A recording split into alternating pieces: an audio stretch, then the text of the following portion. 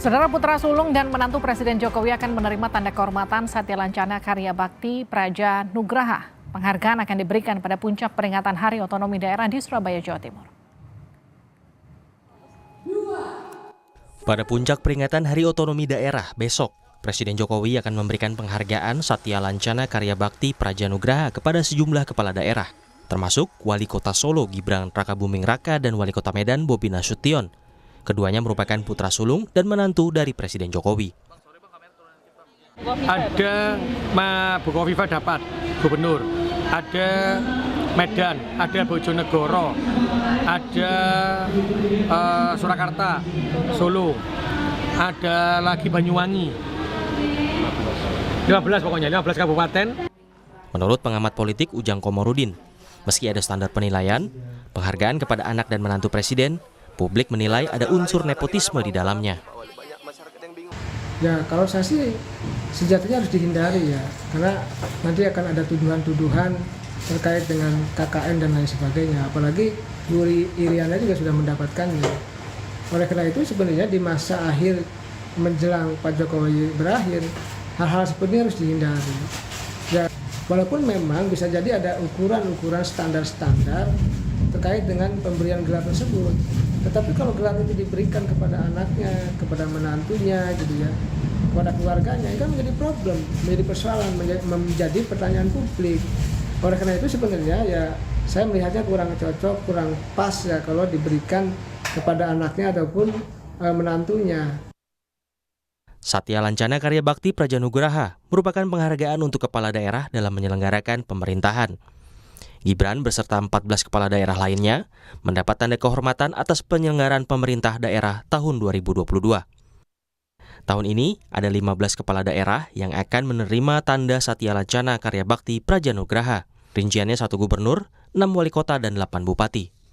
Di antaranya Gubernur Jawa Timur periode 2019-2024 Kofifa Indar Parawansa, mantan wali kota Bogor Bima Arya, lalu ada wali kota Solo Gibran Rakabuming Raka, dan ipar Gibran yang merupakan wali kota Medan Bobi Nasution. Tim Liputan Kompas TV. Saudara, ada 2 nama di antara penerima tanda Satya Lancana dari Presiden. Ada anak, ada juga menantu Jokowi. Tepatkah pemberian tanda kehormatan ini? Kita akan bahas bersama Arman Suparman, Direktur Eksekutif Komite Pemantauan Pelaksanaan Otonomi Daerah atau KPPOD. Selamat malam Pak Suparman. Selamat malam Pak Livi. Jadi ada nama anak dan juga menantu Pak Jokowi yang juga dapat tanda kehormatan. Menurut Anda sudah tepatkah ini?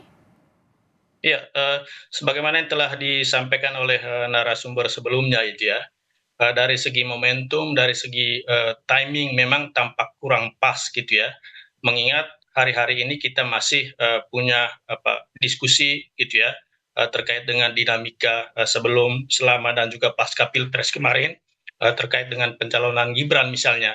Dan hari ini kita dikejutkan lagi oleh pemberitaan terkait dengan rencana pemberian tanda kehormatan Satya Lancana Karya Bakti Purna Nugraha ini kepada 15 kepala daerah gitu ya. Jadi kami sebenarnya juga sepakat dengan yang telah disampaikan juga oleh narasumber sebelumnya, itu mungkin bisa ditunda gitu ya terkait dengan proses pemberian tanda kehormatan ini khusus untuk Pak Bobi dan juga Pak Gibran gitu ya.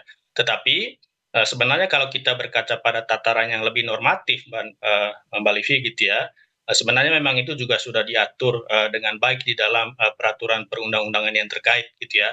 Misalnya kalau kita bicara soal pemberian gelar, tanda jasa, atau tanda kehormatan, itu sudah diatur di dalam peraturan pemerintah nomor 35 tahun 2010 gitu ya. Atau kalau bicara terkait dengan Satya Lancana Karya Bakti Purna Nugraha itu sendiri, di dalam peraturan pemerintah nomor 13 tahun 2019 terkait dengan laporan dan evaluasi penyelenggaraan pemerintahan daerah, atau di dalam peraturan yang lebih teknis misalnya Mbak Livi di dalam Permendagri 18 tahun 2020 itu juga sudah diatur seperti apa tahapan-tahapan dalam melakukan evaluasi penyelenggaraan pemerintahan daerah atau EPPD gitu ya. Dan itu yang menjadi pendasaran pemberian Satya Lancana Karya Bakti Purna Nugraha yang akan diberikan kepada 15 kepala daerah itu besok gitu ya. Itu secara normatif gitu ya. Tetapi seharusnya pemerintah pusat terutama presiden juga mesti gitu ya, mesti bijak, mesti sensitif dengan isu-isu yang menjadi perdebatan Oke. publik kurang lebih setahun terakhir ini, gitu Mbak Livi.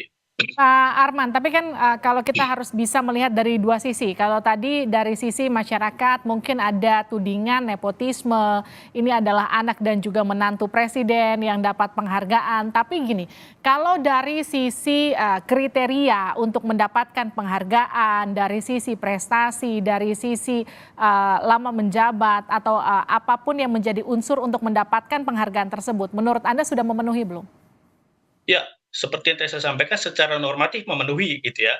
Karena kalau lihat EPPD tahun 2022, lebih khusus lagi sebagaimana diatur dalam Permendagri 18 2020 misalnya, yang dipertimbangkan dan diusulkan untuk masuk di dalam nominator mendapat tanda kehormatan Satya Lencana Karya Bakti Purna Nugraha ini adalah 3 teratas untuk provinsi gitu ya, 10 besar untuk level kabupaten kota gitu ya. Dan kalau melihat persyaratan normatif ini kan itu sudah memenuhi gitu ya. Kalau lihat 15 kepala daerah itu Mbak Livi gitu ya, itu juga sudah masuk di dalam 3 besar provinsi atau 10 besar kabupaten kota gitu ya. Di provinsi misalnya, itu sebenarnya posisi teratas itu kan Jawa Tengah, kemudian Jogja, baru Jawa Timur gitu ya. Tetapi Satya Lencana ini hanya diberikan sekali seumur hidup dan Pak Ganjar kemudian Sultan sudah mendapatkan itu beberapa tahun yang lalu gitu ya. Begitu juga di level kabupaten kota gitu ya. 15 atau 14 kabupaten kota itu sudah masuk di dalam 10 besar itu meskipun ada beberapa kota dan kabupaten yang tidak masuk gitu ya karena memang ada yang sudah mendapatkan sebelumnya atau mungkin dalam proses nominasinya itu tidak memenuhi kriteria. Tapi kalau bicara kriterianya sendiri, Mbak Livi, berkaca kepada evaluasi penyelenggaraan pemerintahan daerah itu sendiri kan, itu publik bisa melihat sebenarnya. Pertama pada tataran kinerja makro gitu ya, kinerja makro.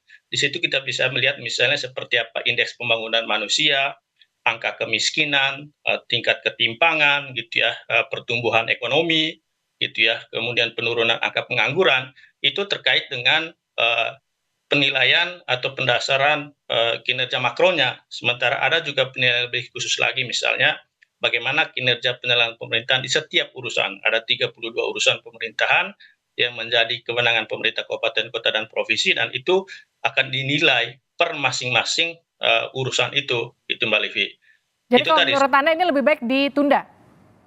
Dari sisi normatif oke, tetapi dari sisi momentum menurut kami ditunda gitu ya. Terutama atau dipertimbangkan kembali memasukkan nama wali kota Medan dan juga wali kota Surakarta untuk masuk di dalam kepala daerah yang akan menerima penghargaan atau tanda kehormatan Satya Lencana Karya Bakti Purna Nugraha ini. Mengingat seperti yang tadi saya sampaikan gitu ya, momentumnya kurang pas, masih ada diskusi, Oke. wacana, kontroversi, polemik terkait dengan politik kekerabatan, politik dinasti gitu ya. Kan dari sisi etika juga tampak kurang pas, kurang elok ketika misalnya seorang presiden memberikan penghargaan kepada menantu dan juga wali kota anaknya sendiri gitu Mbak Livi. Baik, terima kasih Pak Arman Suparman sudah bergabung bersama kami di Sapa Indonesia Malam. Sehat-sehat selalu.